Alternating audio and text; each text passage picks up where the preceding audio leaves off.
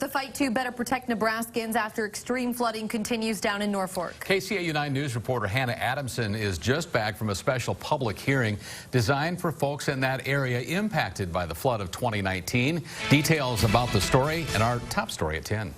Tim and Sophie, area agencies wanted to hear from those who witnessed and were impacted by the flood firsthand to better their local mitigation plan. That plan necessary to receive recovery funds. For many, recovery efforts continue in the wake of the flood of 2019. Thursday, folks in Norfolk asking questions and expressing concerns with flood experts about their local mitigation plan moving forward. So that's been really good just to hear the public talk about those things and just give actual concrete things that we can put in that plan in the future. The Nebraska Department of Natural Resources and the Nebraska Emergency Management Agency hosting an open house to make for a more welcoming environment for feedback. They don't just see us as the big scary state. We're actually just normal people who are looking to help other people. The biggest concern folks brought up: people would like to see recovery and funding happen quicker. A part of that local plan which could compete with 22 other local plans across the state, all of which will soon be guided by a comprehensive plan at the state level. So part of that mitigation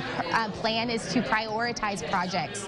So after the disaster, we have to prioritize which ones get funding. Most of the communities in Nebraska are really small and they don't have the tax base to put up these potentially multi-million-dollar projects. So if there's additional funding, it can make the community more resilient. That's why both agencies say hearing from the folks who witnessed the damage of March 2019 firsthand is crucial to creating that statewide plan. We look at those hazards and compare them to the state hazards. They're the ones that know what happened, and so we need to hear from them what needs to happen. And so without that, we're kind of just making those decisions for them, and so they really need to have a piece in that.